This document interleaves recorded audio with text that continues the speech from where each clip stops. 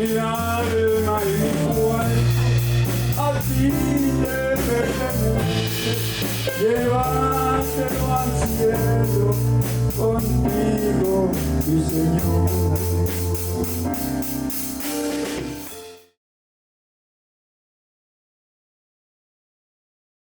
I want to welcome everybody to the Royal Priesthood Podcast.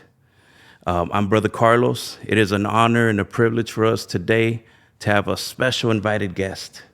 We have former Bishop President Daniel Sanchez, or as I have called him my whole life, Pastor Sanchez. Amen. So, Pastor Sanchez, I would like to start from the beginning of your life. We want to know how your upbringing came along, what kind of house you were brought up in. Well, I was born in the Bay Area. I was born in what is now Hayward, but used to be Russell City. This was a bad neighborhood. Even the police was always fearful of going in there. There was Italian, Chinese, and it was quite a melting pot. And my mom and my dad, they met in 1938. They got married in 1938, the 29th of November. I was born the following year I was born in 1939, November 16. About 6 months into my life, he was ordered by the president. He was commissioned to go to Imperial Valley, and he took over a church over there in El Centro.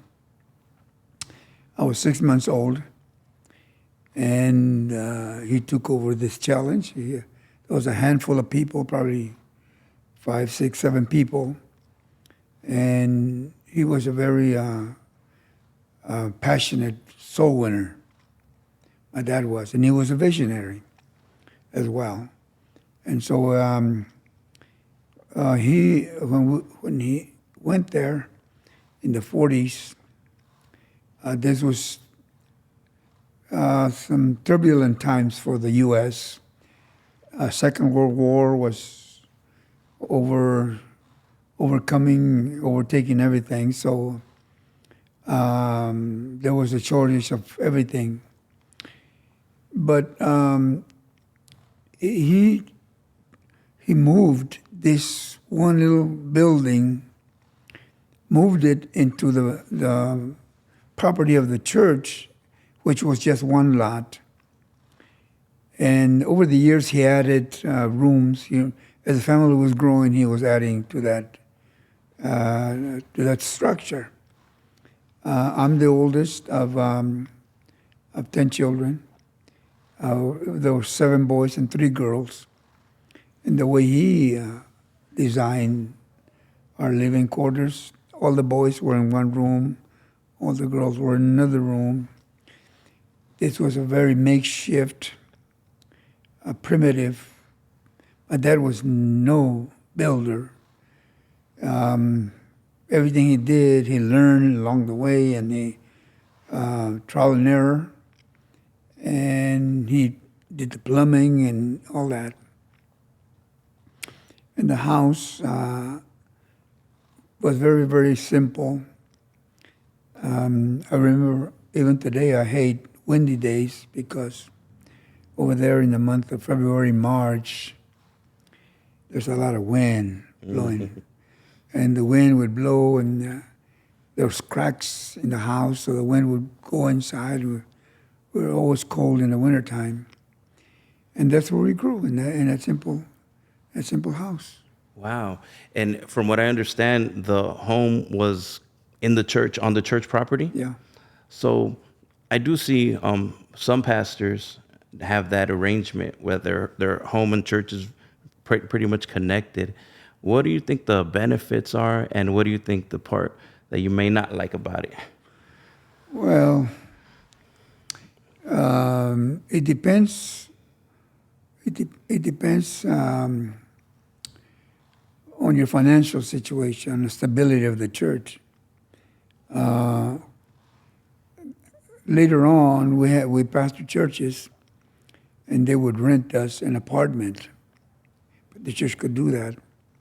But if the church is not financially stable, then the recourse is to live in the church property. If I'm frank, if I'm sincere, there's a lot of negativity to all that because we don't enjoy privacy. The church members, depending on how they're trained, they're able to go into your house, and we don't enjoy the family privacy. And perhaps as children, in the beginning, you don't really think much of it, but as you get older and you become a teenager, and that becomes really an issue.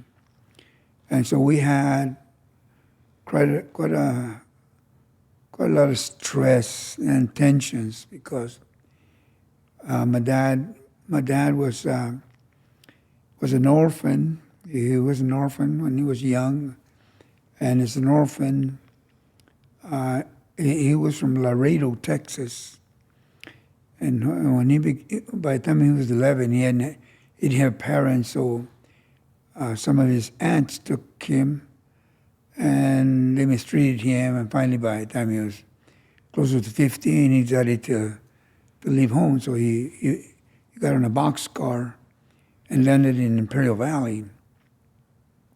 So he didn't have the family values that would have given him an insight on the importance of protecting the privacy of the family. So we didn't enjoy that from him.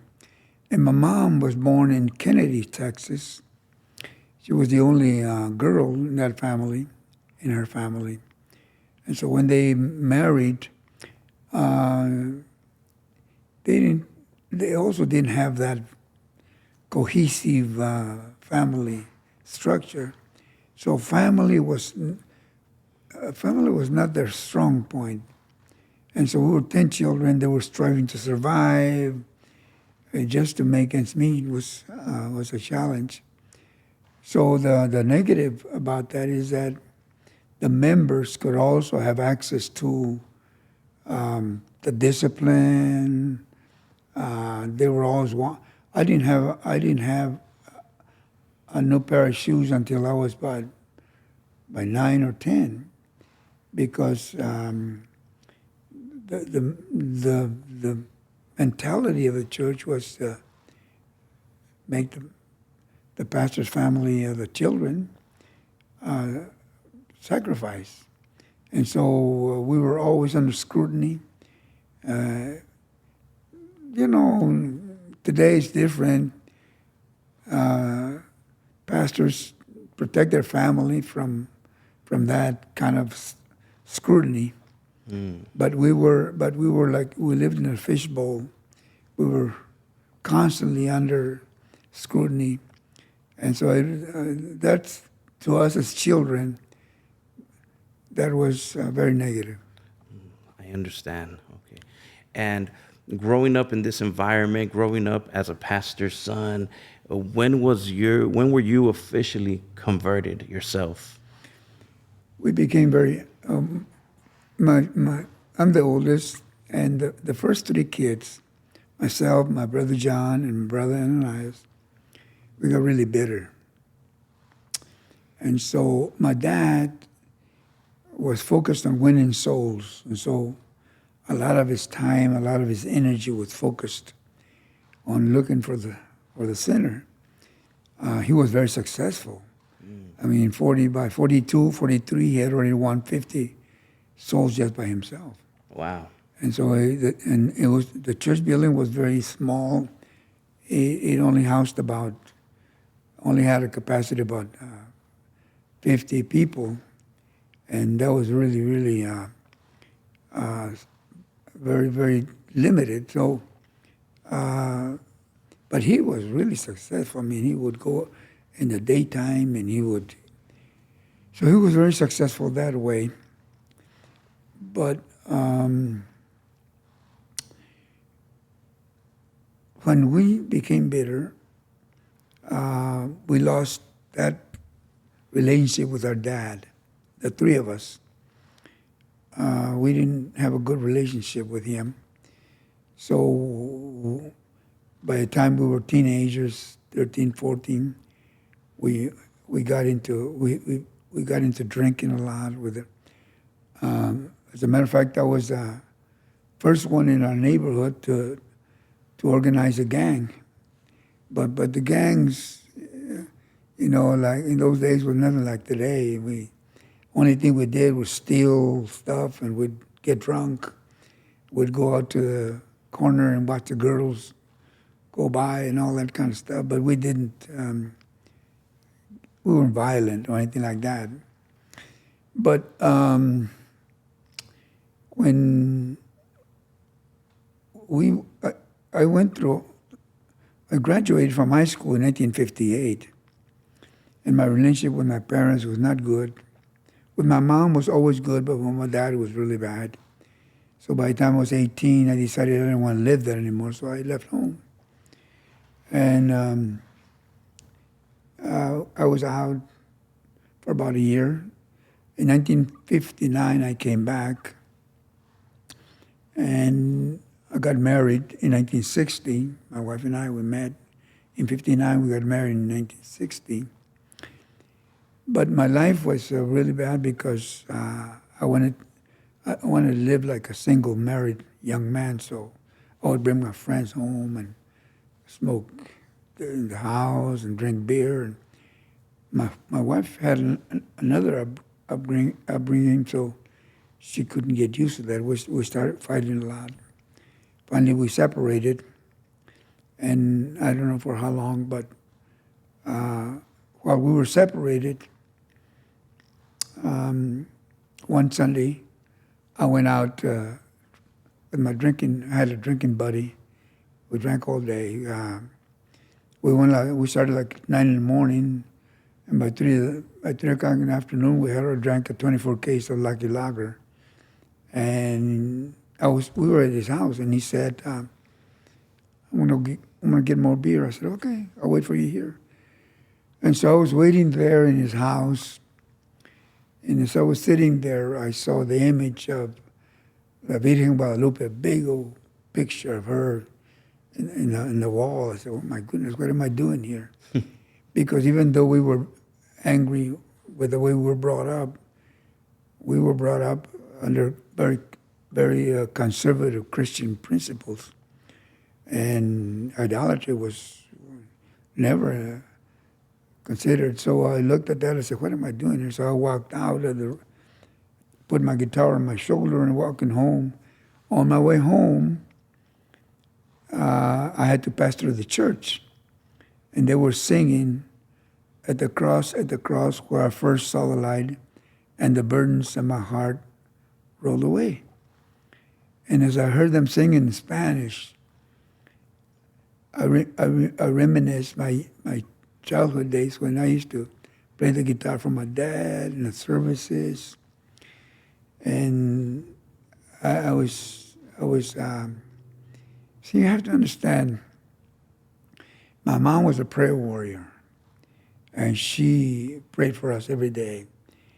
And we couldn't get away from God. We just couldn't get away from God. And she was constantly praying for us. And the tug of our Christian foundation came back to me that day. And when I heard him sing, I decided I'm going to go to church today. So I went home, took a nap, took a shower. The service started at 5 or 6. I got there about 6. And when I got to church, let me backtrack a little bit because this is important fact, important information.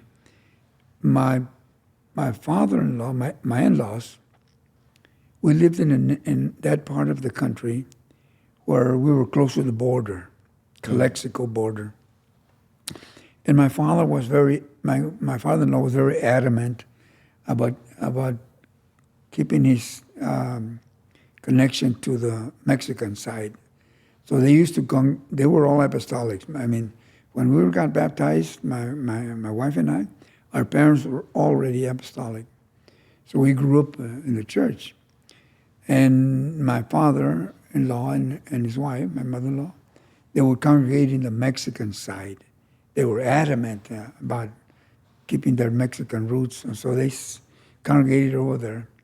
So when we were separated, my wife would go with them to the Mexican church.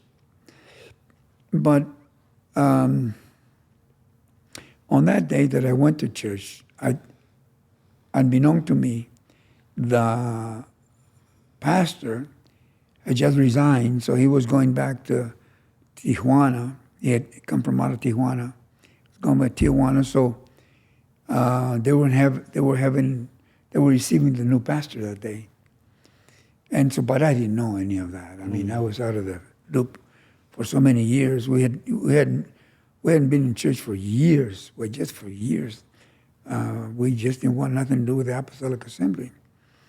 And so on that day, when I went to church, the pastor knew me, and he got off the platform and he came up to me, and he was so glad to see me. He hugged me and he welcomed me, and he said, "Come and help us with the guitar." I said, No.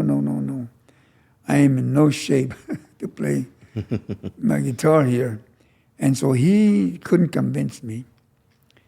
But there was a gentleman in the service that day. His name was Joe Pacheco. And the pastor went to him and said, "See if you can get Daniel to come and help us with the music." So he got off. He was playing the guitar himself, so he got off, and he came to me. I weighed about 110 pounds, something like that. And he was a cement worker. He used to pour out cement in construction. So he came up to me and he said, "Venga ayudarnos, come and help us." And I said, "No, I can't." But he was short but very muscular, and he took me by one arm and he picked me up on one arm. And so I couldn't get away with it. He took me to the front, put a guitar in my lap, and I began to play and reminisce the songs I used to play for my dad. And the Lord was dealing with me. And that night on that installation service, they were baptizing 6 other people that gave their life to the Lord. And they brought them all to the front, and they were getting them ready to baptize. And I felt a tug of God who was so strong in my life. And so the Lord was beginning to deal with me. I had a job as an inspector for a company called Plaster City. Well, actually, it was Plaster City. We used to make sheetrock, drywall. So I was an inspector when all the sheetrock was coming out on the other side of the plant. I had a very good job, and a lot of friends. My friends were all like me. We were all drunks. We were all alcoholics. And so when I began to feel this strong tug of God, and I wanted to give my life to God, the thing that held me back was when I go back to work on Monday, all my friends are going to make fun of me. And so that was a struggle there, and then like God spoke to me. I didn't hear His audible voice, but like God spoke to me in my mind, my heart, and He said to me, "Where will your friends be when I judge you on that day?" And then that was it's just like a light shined in my heart, my soul. So I got up and went and knelt on the altar. And so all the baptisms were going on. People were having a great time. And I knelt there, and And the pastor came up to me and he asked me, what is it that you want?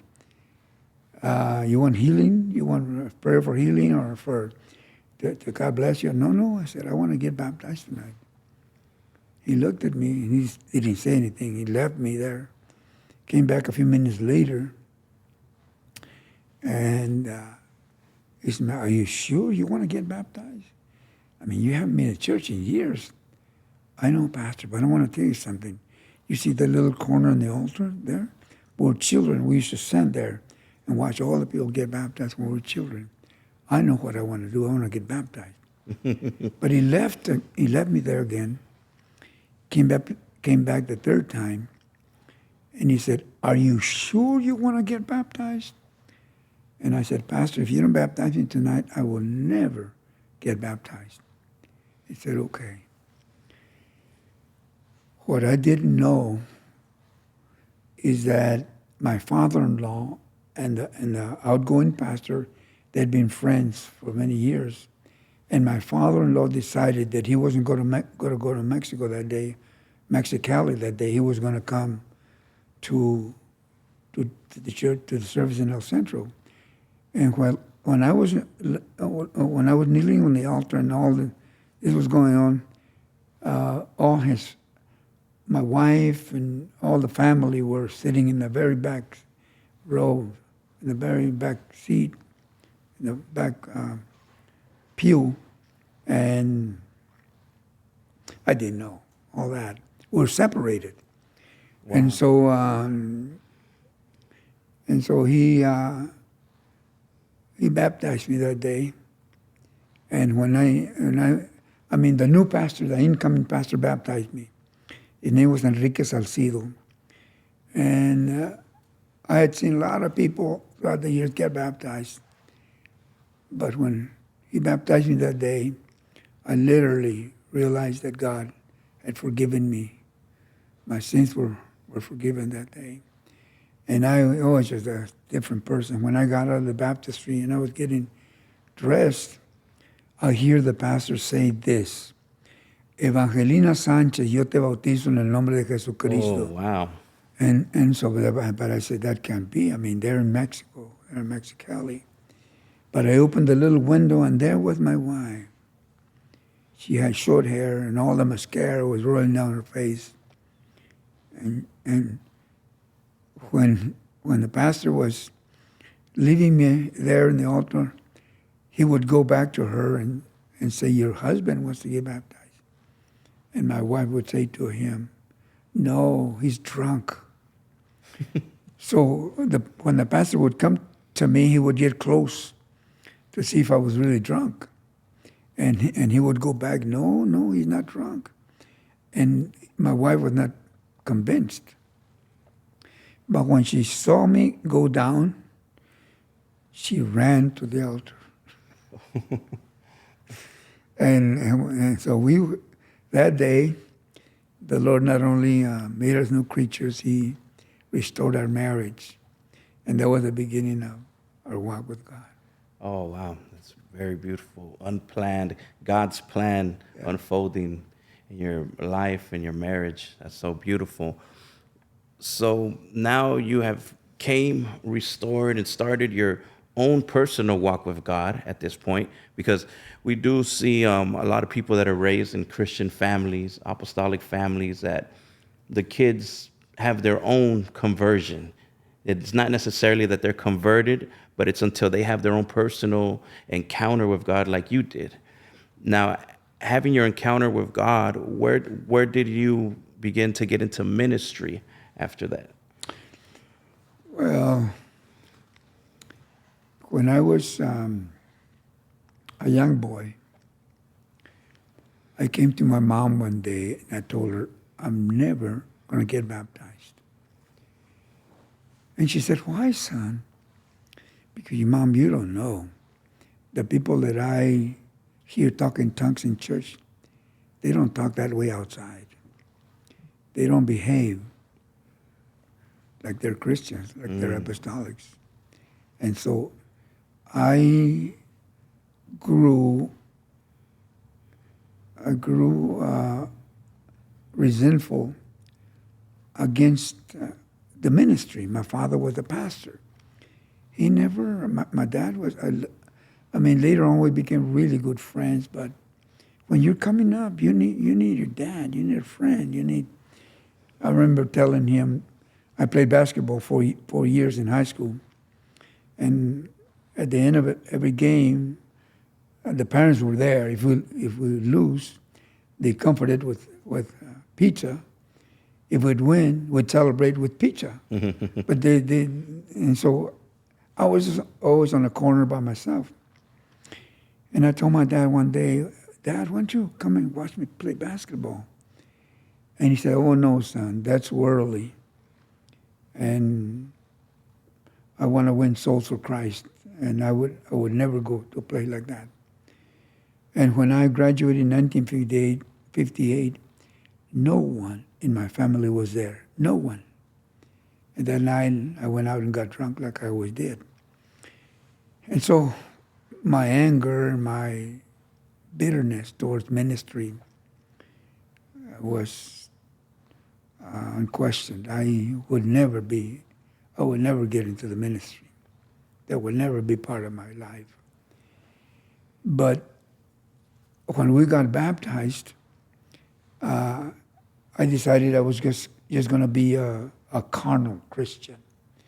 I was just going to go to church, not even pay my tithe. I was just going to go to church, play the guitar, help the pastor. If he wanted me to clean the church, I would do that. But as far as commitment, that was out of the question. But something happened. But by that time, I had another job. I was now working for a pest control company, and I was also an inspector. And I had about 7-8 persons working under me. I was making very good money, better than the other job I had. And so I was very stable. And then my wife got a job in a lab. When all they had the bracero program. The government had established the bracero. They were bringing Mexicans under mandate, and they would work. And after their term was over, they would go back to Mexico. But they were legally working as braceros. And so they had to be examined, the blood work and all that. And my wife got a job in a lab doing blood work for them. Mm. So we were both working, making good money, and now we're in the church. We'd go to church, but that was it. We weren't committed. There was no commitment there. Everything from a distance. The pastor would sometimes ask me to do things, but I would do them half-heartedly. There was no commitment there. And so that was in September of 1961. We got baptized on the 24th of September, 1961. So September, October, November, December. But around November, around the 23rd, 22nd or 23rd of December, my boss called me in and he said, he used to call me Danny. Danny, I'm sorry, but I'm going to have to let you go. And I was surprised. He just caught me off guard. Why is he letting me go? I knew how much work we had, and we were doing so good. And later I found out that it was because he wanted to put in his nephew in my place.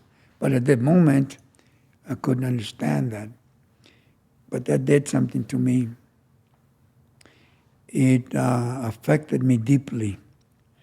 My dad taught us to be survivors. So we didn't care.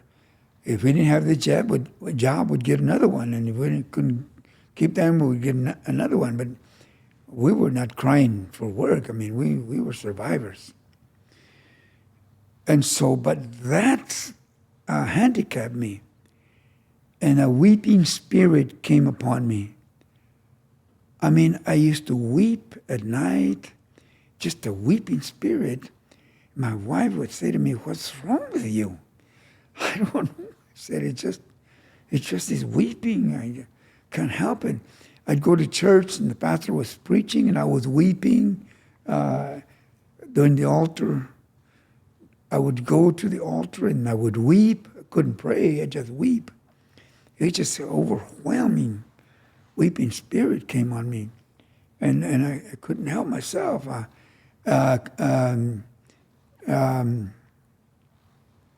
So finally I got a job. I got a job as a cook.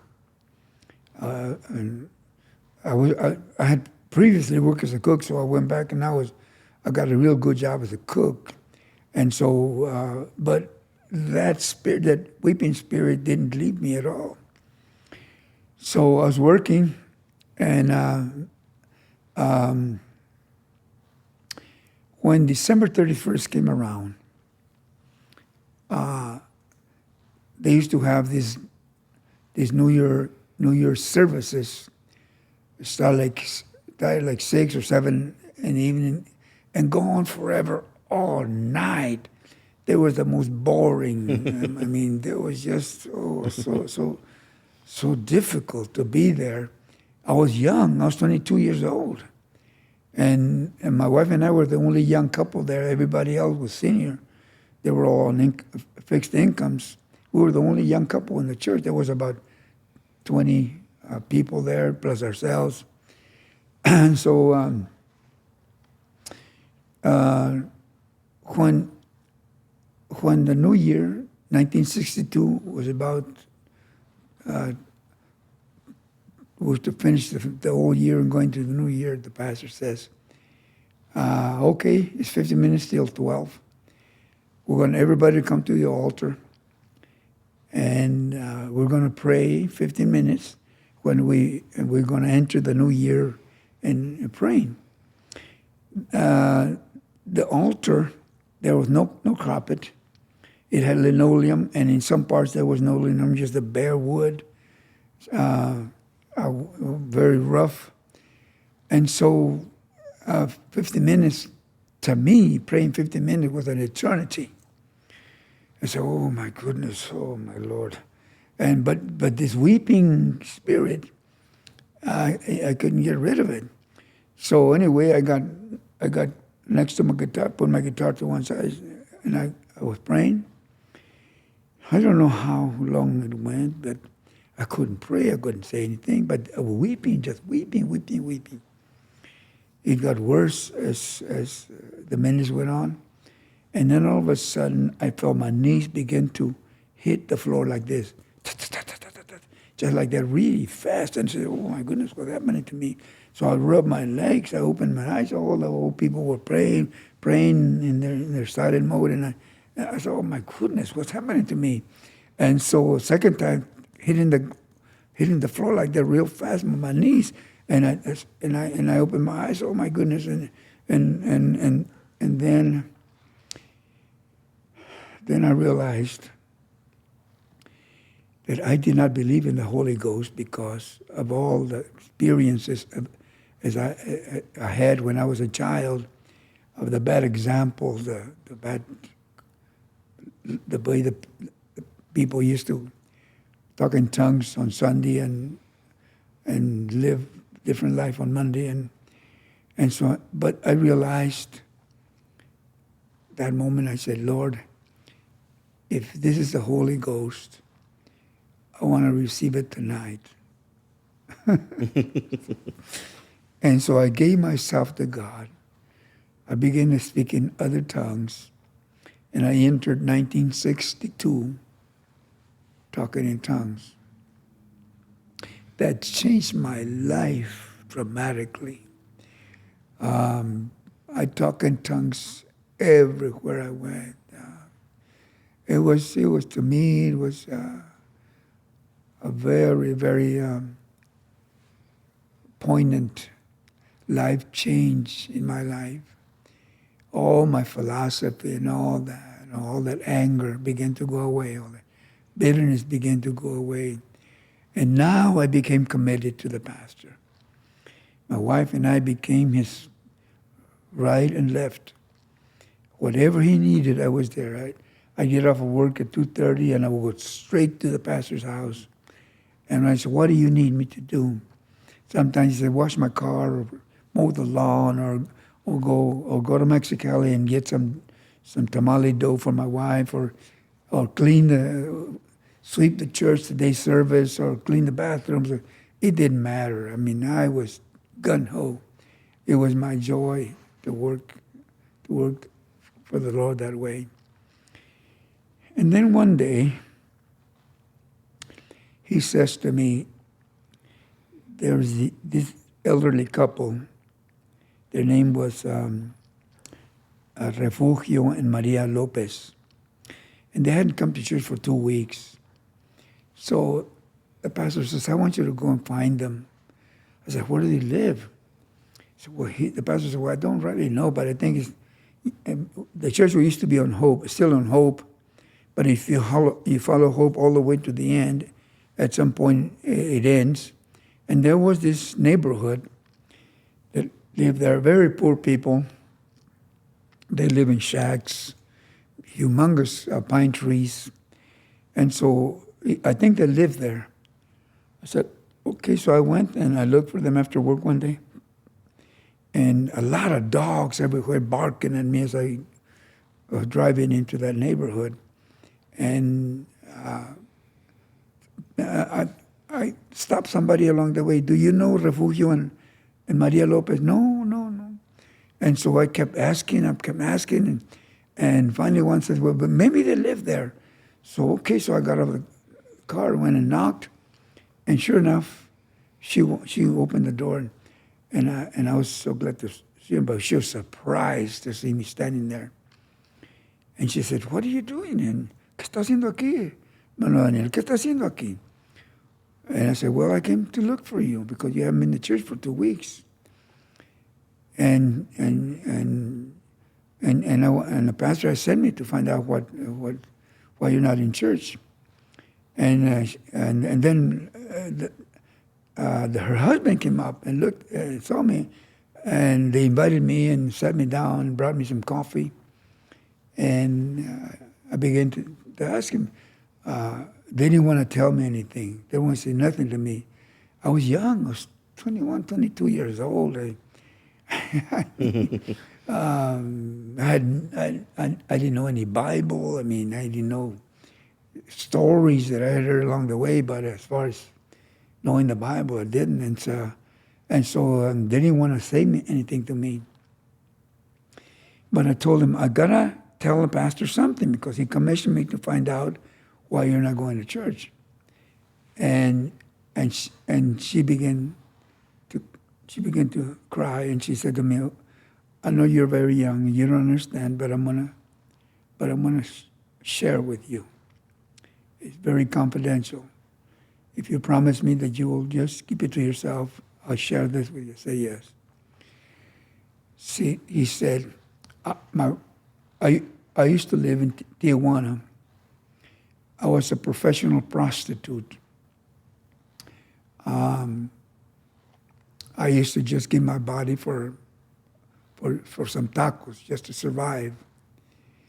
And then one day, it was a rainy day in January in Tijuana, and they closed the bar, and then I was walking home and I tripped, and I couldn't get up, so I laid by the road, and it was raining, the water was coming, and I was by the curb, and all the cans and bottles and they were hitting my head as I was laying there. And then I was picked up by a man called Simon Valverde and his wife. They picked me up. I weighed about 90 pounds. They took me to their house, and they brought me back. They fed me, and they began to pray for me. And when I found out there were hallelujahs, I would curse them, I would spit at them, I hated them. And they would invite me to church, and I said, no, never go to church.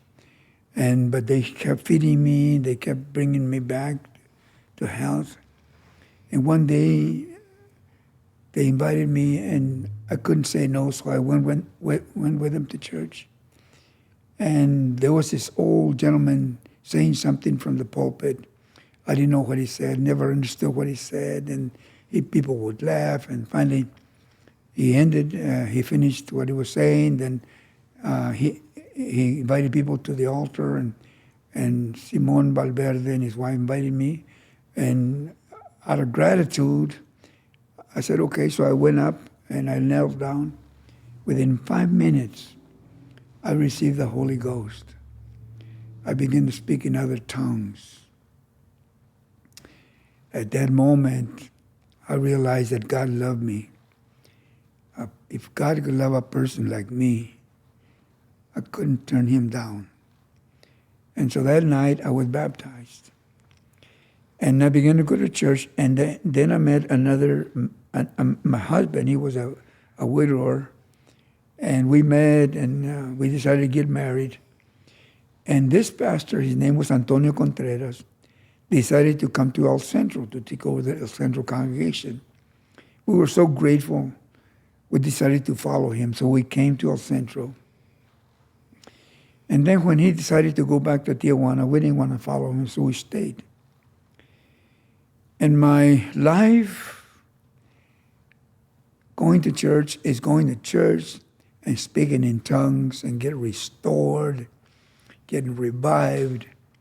And 2 weeks ago, I went to the altar, and I was praying and speaking in tongues and on the altar.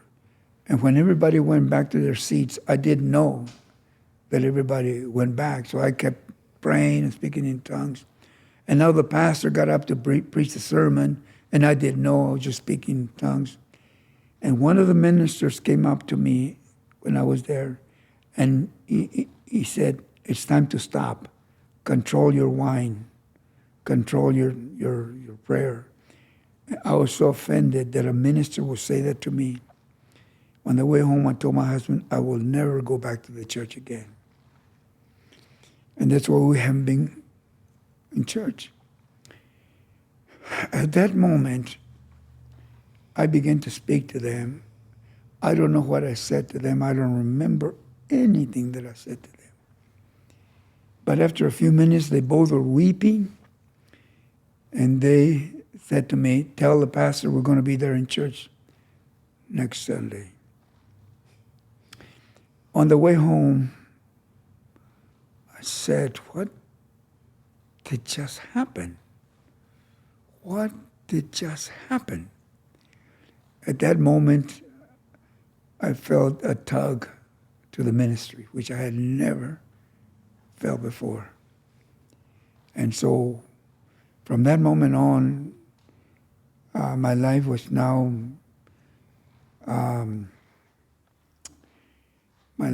going in considering the ministry.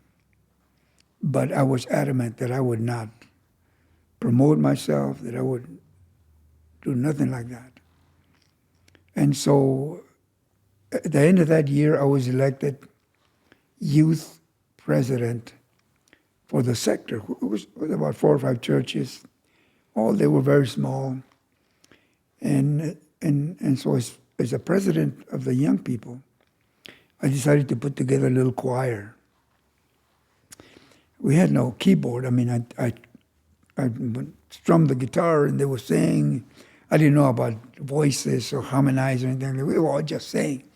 There was about 15 young people from all the churches in the valley. The parents were really glad to see that young people involved in church and that I put together this choir. So one Saturday, we had a service in Brawley, Imperial Valley, in Brawley. And I took the young people. We sang there, and so the parents were really glad. And so anyway, I sat back and took my guitar and continued with the service. And the elder was supposed to be the speaker that night. And so we were all getting ready to hear the elder bring the message when all of a sudden the bishop walked into church. His name was Leonardo Sepulveda. He was about 6 feet high, He was light complected, green eyes, wavy hair. He was like a Spaniard. He was a Spaniard, actually. So he walked up the platform, and there was a hush. It was like God had just come into church. And he sat down. He was a very cultured man. He put his Bible on his legs, never moved. And the elder had no choice but to give him the service. So he walked, took over the pulpit, opened his Bible, and out of nowhere he begins to sing this chorus that he had learned when he was in a missionary field. He had just come back from the missionary field from Argentina. So he began to sing this song, and I looked for the chord in the guitar, and I found it, and I began to follow him. And when I was playing, he was so comfortable with me playing that he kept singing it and repeating it, and people were beginning to learn it, and it was a great moment there. And then he stopped, and he looked at me, and he said, "What's your name, son?" I said, "My name is Daniel Sanchez." He said, "Come up, stand up." I stood up, stand up in front of me. He stood me in front of him. And he said, "Are you a minister?" I said, "No." I said, "Do you want to be a minister?" I said, I did like that, shrugged my shoulders. And then he says this, "Yes or no," in Spanish, real strong. In front of everybody. And so I had no choice. I said, well, yes. All right, kneel down. He knelt me down, and he set me aside to the ministry that night. That was in April of 1963. When I got home that night, my wife didn't go to church that night. Oh. When I got home that night, I told my wife, "You know what? I've just been set aside to the ministry." And my wife says, "What's that?" We didn't know any of that. We didn't know any of the protocols and all that. We didn't know any of that. And I don't know. I said, "But I think it's the ministry." I just got set aside to the ministry. And so that was the beginning of my ministry. Wow. Wow. That's an incredible story of how it happened. I don't And do you think the way that it happened, was it like the word of knowledge, or you think it was the Spirit of the Lord came upon him and revealed to him? How do you see how Well, it took place? let me tell you a little bit about him. First he was a missionary in Nicaragua, and then he went to South America. One night, he was preaching in Nicaragua, and he was preaching. He wasn't a fiery preacher. He was a very word. That's why he had a lot of influence on me, because he was very word kind of preacher. He would quote the word, explain the word, quote the word, like that. Mm. So that night, everybody knew he was a missionary there, so they brought a person that had just passed away. They brought him on a carrier of some sort, makeshift little bed, and they put him in front of the pulpit, and they told him, people brought, so you can pray. Okay, I'll pray for him. And he kept preaching and kept preaching and kept preaching, and all of a sudden that person gets up, resurrected. Wow! But he didn't know. He didn't know. The people just got up, and this bishop, Brother Sepulveda, he didn't know, and he never talked about that. He never gave that as a testimony. That was the kind of man he was. Wow. He was just moved by the Spirit, and God would use him, but he would never boast or say anything about what happened. And I understand things like that happened throughout his ministry in South America as well. But We never know what happened or what. But when he went to church that night, what made him do that? I don't know. Wow. Wow. So now that you have been put into the ministry, and what part of your life, because you have told me a part of your life where when the pastors would come to visit and the missionaries and the bishops, they would stay in your place where you lived. Is this in the same time frame, or is it after you have became a pastor already? Oh, no. It wasn't. It was at that time. Our pastor, his house, he couldn't house guest speakers. Whenever a guest speaker would come, he would ask me if I could house them, if I could put them up in our home. We had a 2-bedroom home. During those years that we were so successful financially, first we had a little 1-bedroom home in the very back of the lot, and later on I built a 2-bedroom home in the front. And so it was a 2-bedroom home. Whenever we had a guest speaker, then I would sleep in the living room, and my girls and my wife would sleep in the bedroom. And we would host our speakers.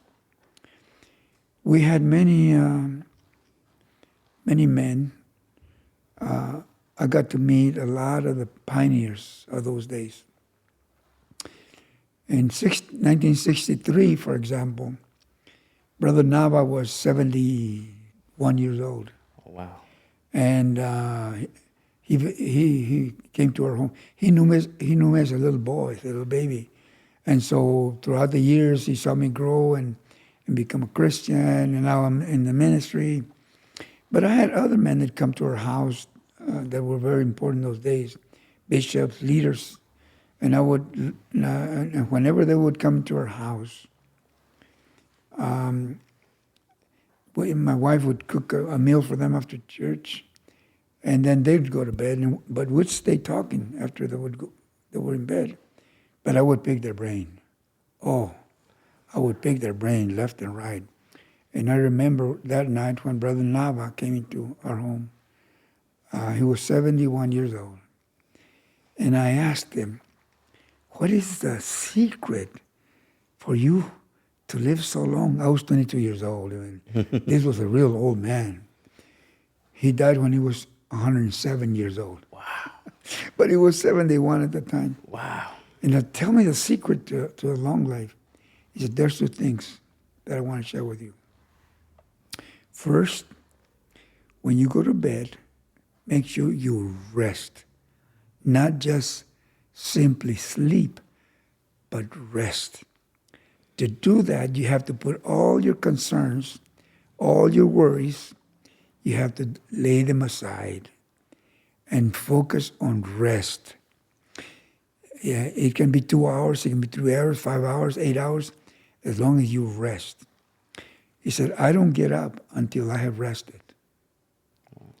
So, and the second thing, when you pray, you rest in God.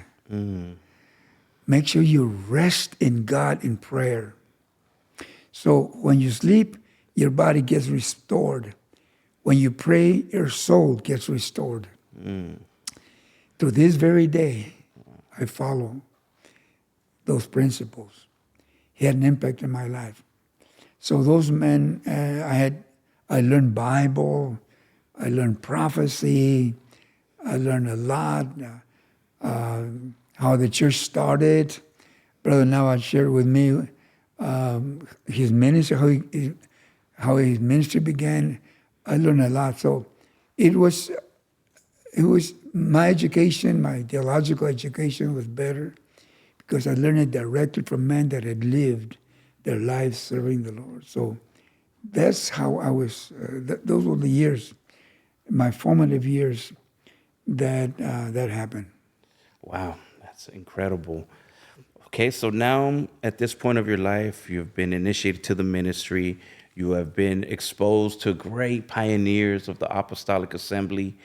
And how did you begin to dive deep into God's word? How did you do it yourself? Well, that's interesting because that same year of 1961, in November, our pastor told me, "I want you to become a Sunday school teacher. Take over the young people because you're young. Take over." And I didn't know any Bible.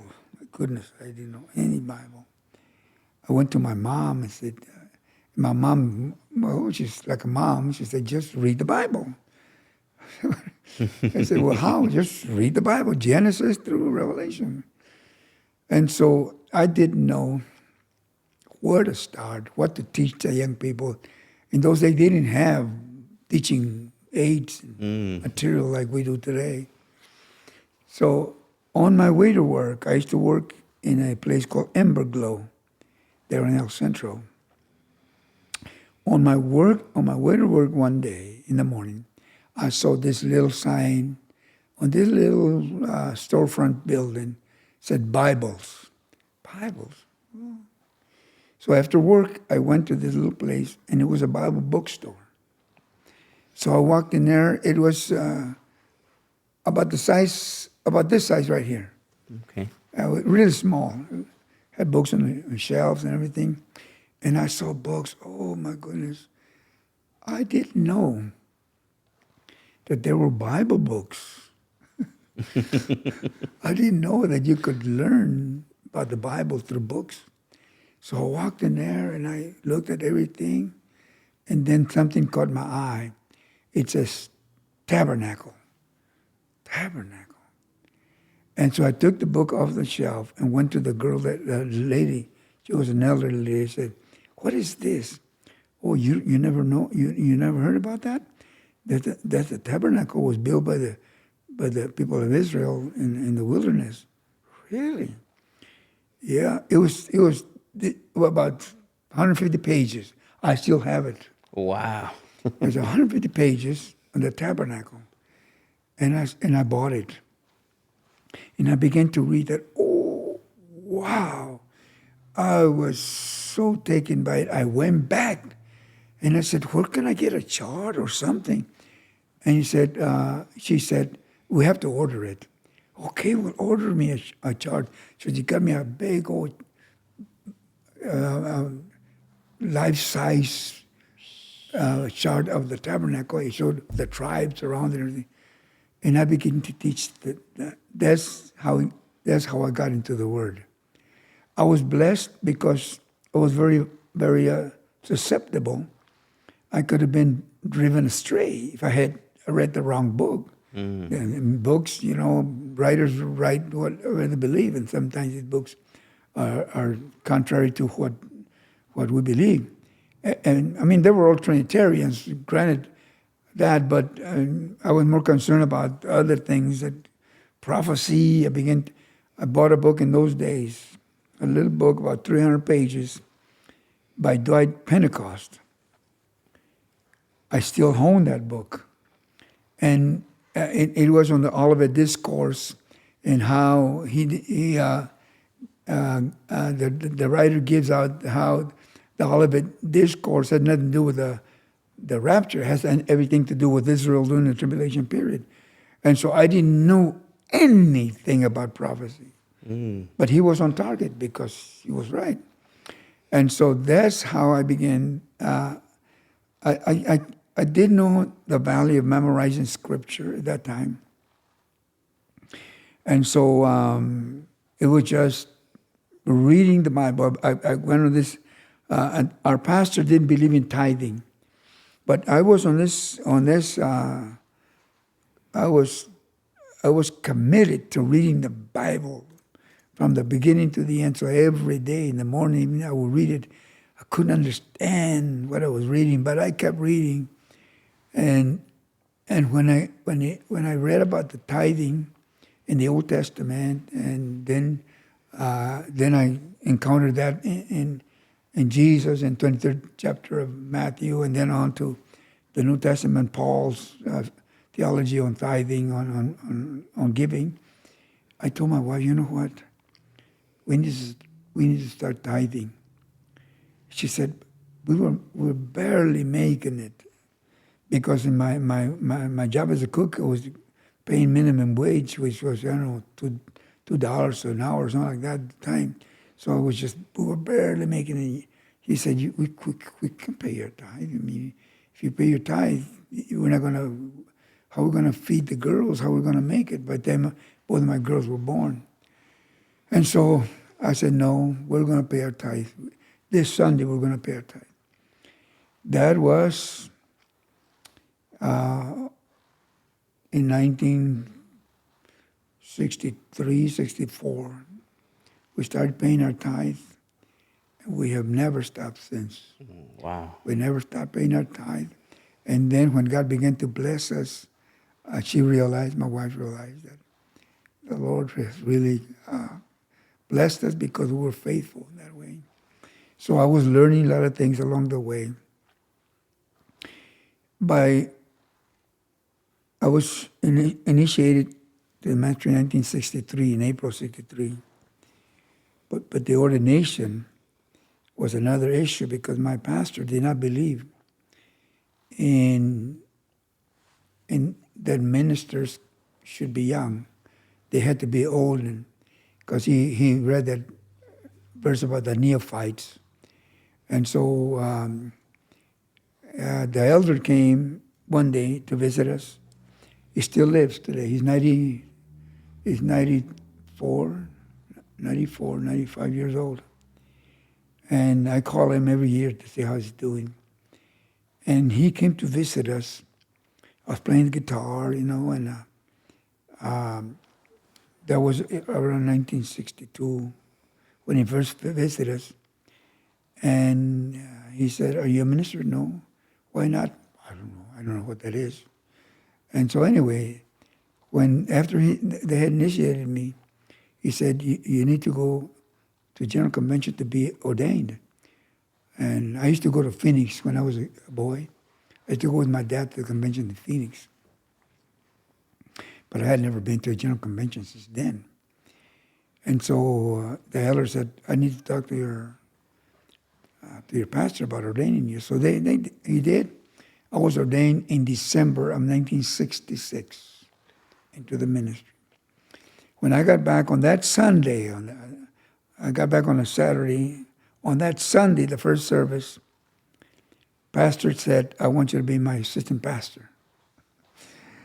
So he put me as an assistant pastor on that Sunday. And I preached my first sermon. My first sermon that I preached in that church was on the 5th chapter of John, on the pool of Bethesda. Mm-hmm. And I began to read books. I began to get myself knowledgeable in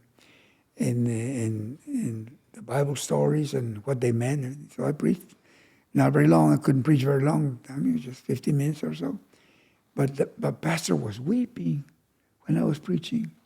He was weeping. He couldn't believe that I had become, a person that I could bring a message, because he was very boring. He couldn't read well. He couldn't preach well. He couldn't teach well. He rambled a lot. He made the people laugh. And at the end of his sermons, we didn't know what he had said. And so he grew up in that kind of environment. And to hear me bring a message orderly, it was really taken by it. So he was very happy. And so now I was the treasurer of the church. I was in charge of the music. I was the Sunday school superintendent. I was the assistant pastor. And then he says to me, "Now I want you to go open a new work next town." So we started a new work. On a Wednesday, my wife and I would go door knocking and invite. I asked my in-laws if we could use their house, so we used the living room, and we invite people to come, and then I would preach to them there and all that. But I didn't know what I was doing. I never got instruction from the pastor. He said, "Just go go start a new work, a new church? Yeah, a new church. So for every Wednesday at 2 o'clock, we'd go and knock on doors and all that. And so we were growing that way. We were very involved in the church. But then now, Freddie Jose was the youth leader for the district. And so he would come to Imperial Valley and he would talk to us and have revival services and all that. We liked him a lot, Freddie Jose. And so we were going to have a district service in Indio in the month of May of 1967, the following year. And so when my plans, and Freddie says, I want to do a skit. I said, okay. So I played the role of an atheist professor, and I dressed like an old man and all that. And so I was contending everything that was said, everything biblical. I would do the opposite. I was contending and all that, and it was all scripted. But anyway, at the end of that, we had a great service. We enjoyed that. And at the end of that service, Brother Elias Escamilla was the elder in the San Diego area. He says, after he says to me, he was a little overweight, he said, chubby little finger said, "Ven para acá, come here." Oh my goodness. I probably blew it. I probably said something that was not biblical or something. So anyway, he took it behind the baptistry, and he says this to me: "The bishop wants to know if you want to be a pastor." I said, "What?" "What?" And I was stunned, speechless. I said, "Brother Elias, I can't give you an answer. I got to pray about this one. I have no intentions of becoming a pastor. That's never been what I want." He said, "Well, I got to tell the bishop, give him an answer." I said, "Well, give me 3 days, and I'll let you know in 3 days. I'll fast in 3 days. I'll let you know." So it was on a Saturday. I started fasting on Sunday, Monday, and Tuesday. When I got to work, by this time, I was a supervisor in a hardware store. So I was handling all the merchandise and all the clientele in that hardware store. And it was a lumber yard, so I was also looking at that to make sure that when there was an order come in and the contractors wanted their materials, make sure that everything I had a very good job, making good money. And when I got there on Monday, my boss, the owner of the company, was called Manning Lumber, called me into his office and he said, I have an offer to make you. I said, okay. We're going to start an extension in Mexicali from Lumber Manning in Mexico, in Mexicali. And we want you to run the job over there. I said, I don't know nothing about running a business. Well, we're going to send you to school. We'll pay for the school. We're going to send you to school. You might have to go to San Diego for classes, but we'll send you to school. And we'll pay for everything. And this, when you go to work in Mexicali, you're going to make a lot of money, like $1,500 a week. In 1967, that was a lot of money. And I said, oh, wow. And after his name was Bob, I said, Bob, I got to pray about this. Pray about this? What are you talking about? Yes, he knew I was a Christian and he knew I was a minister. A lot of times I would ask time off to go to the places where I had to go. I said, I had to pray about it because they just offered me a job to be a pastor. And how much money are you going to make there? I don't know. He said, well, okay, talk to me. I want to hear about this as soon as you let me know. That was on a Monday. That night, I had a dream. Wow. That night, I was walking on this cement wall. It was about 6 inches thick. There was water on the right side all the way to the brink of the wall, and there was an ocean. I'm sorry. There was on the left side.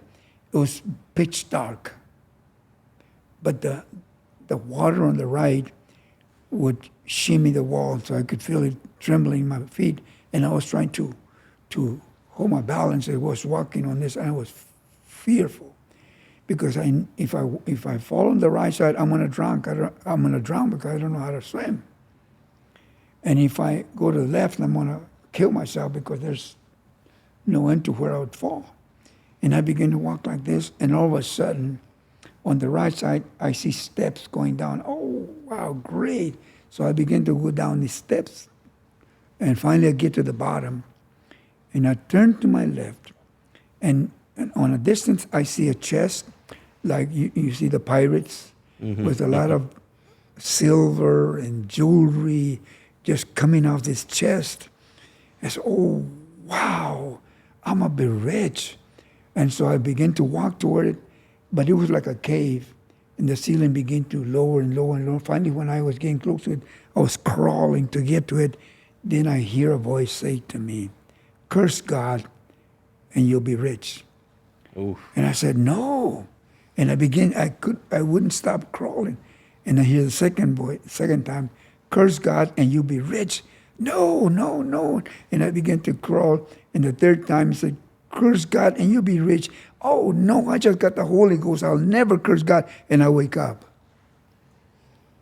And I realized when I wake up that I couldn't be a businessman. I couldn't make myself rich. And I went on Tuesday and I told Bob, I can't accept you. I'm going to be a pastor. And so that's how we started her. That's how it was. Wow. So you turned down $1,500 a week in 1967 when that was a lot of money. Yeah. And for the ministry. Yeah. Wow, that's amazing. Yeah. I heard from a pastor who I'm pretty sure he became a pastor a long time after that. He said that in those days that if you were made a pastor, there was a deal that you could not have a job. Yeah. Is that true? Well, maybe it was his district. I'm not sure. That's not entirely true because I grew up.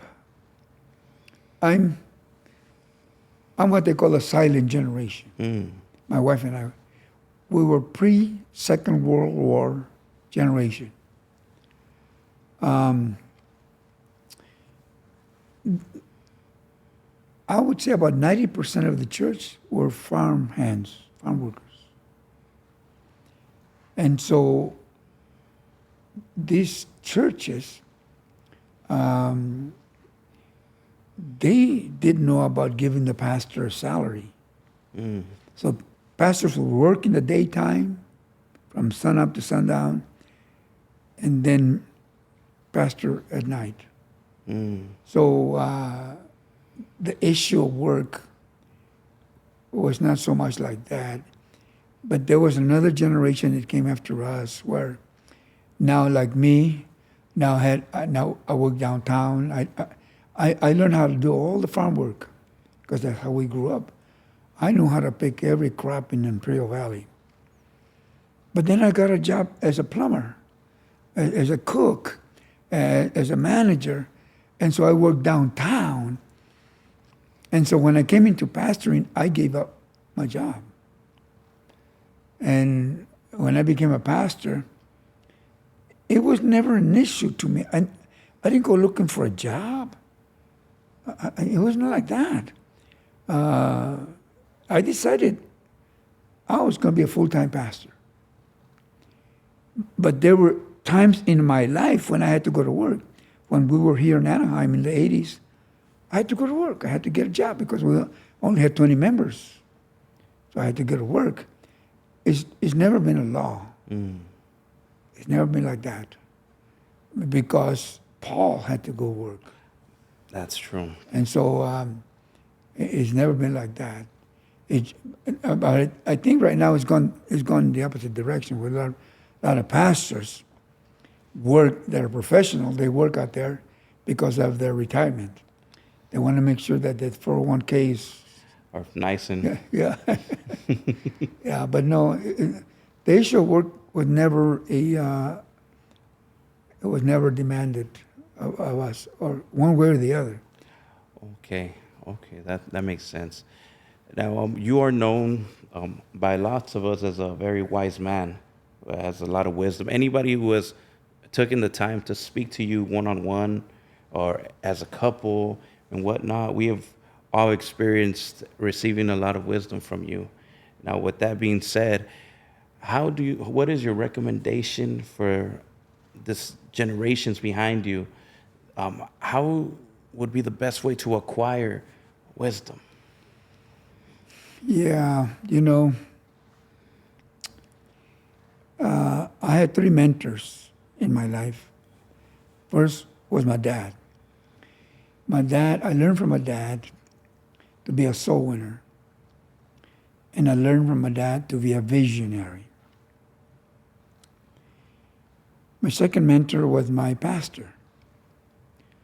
My pastor I described him to him as a man that was limited when it came to Bible knowledge and all that. But he had 2 things that were standing in his life. And one was he was a prayer warrior. Let me give you an example of what kind of a man he was. One day he said to me, "Son, after work, I want you to come. I want to talk to you. Let's meet at the church. I want to talk to you." I said, "Okay." So after work, this was in the summertime. Well, Central, in the summertime, the heat goes up to 120 degrees. Yes. The church had no air conditioning. It had some desert coolers. Inside is 130 or even more degrees. It's unbearable.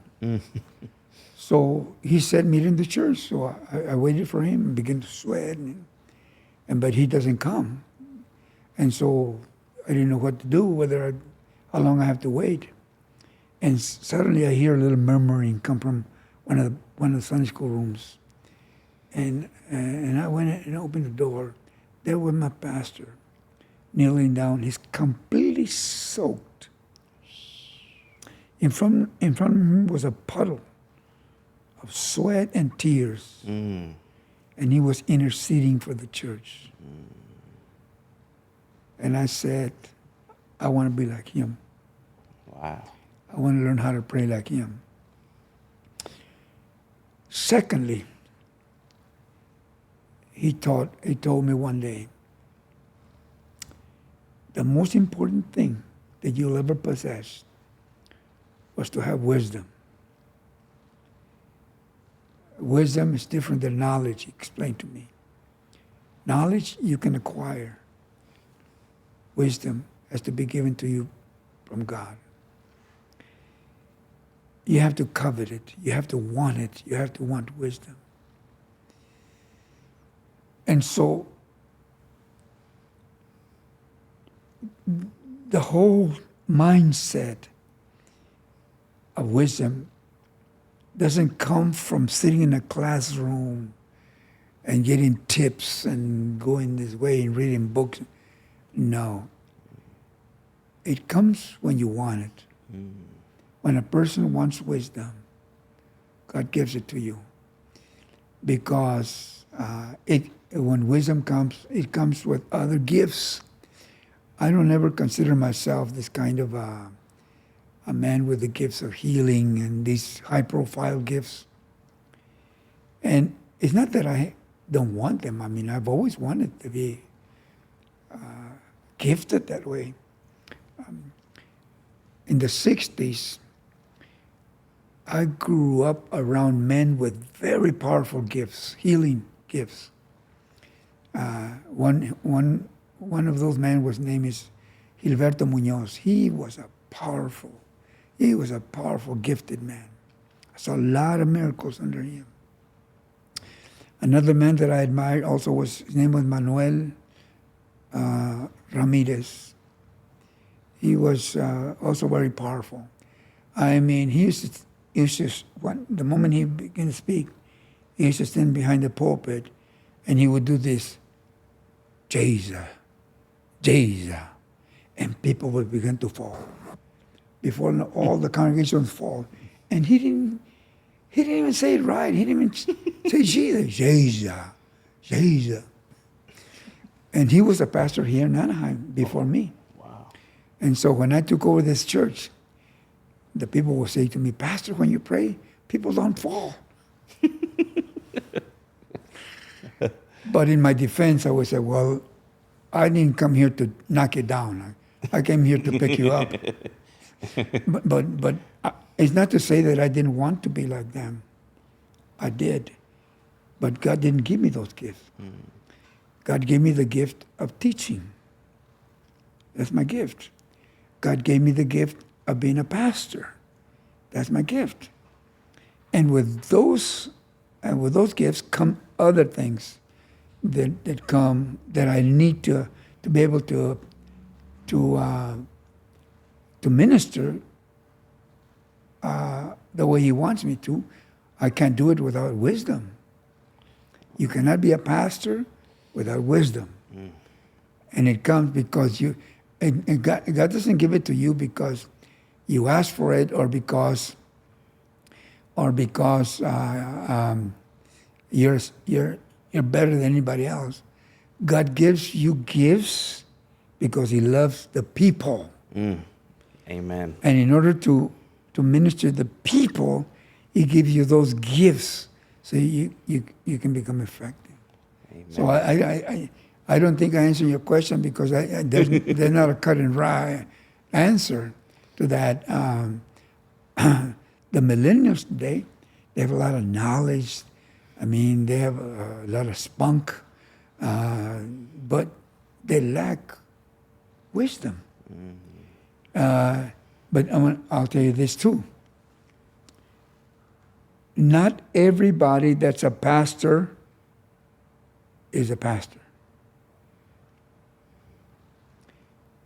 They have the position, but they don't have the calling. You never want to get into pastoring unless you realize that you love people. The difference between the pastor that has a position and the pastor that has a calling, the pastor that has a calling loves people. Wow. All kinds of people, all shapes of people. But the pastor that does not have a calling, in Spanish, Jesus called them asalariados. Ooh. I can't recall what the English is for that. A hireling. It's a hireling. These are pastors. They know how to pastor. These are shepherds in the Middle Eastern world. They know how to pastor. They know how to shepherd, but they shepherd for a salary. Wow. For the benefits, not for the people. And if you read John 10, it says that the hireling, he doesn't care for the sheep. He doesn't care for the fold. So whenever a wolf comes and he's threatened, his life is threatened, he just flees. Because he doesn't love the people. And when you love the people, God will give you the tools you need to be effective to pastor His people. Not because you're better, not because you're good, not because you're a great man. It's not like that. It doesn't work like that. Wow. So we just the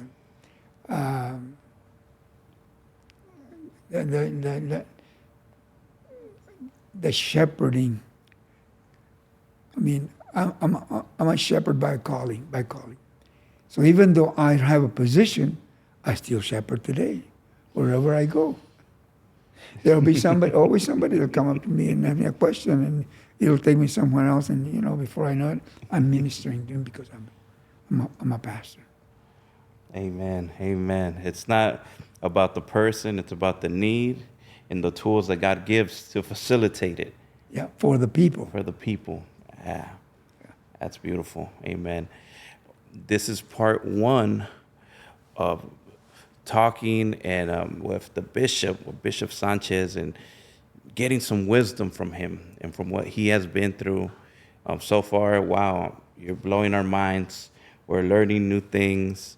We wouldn't want to drain you with the whole thing. So next time we meet, we're going to go into the actual pastorship and everything you went through and everything we can learn, everything the future pastors that are going to be pastors could learn.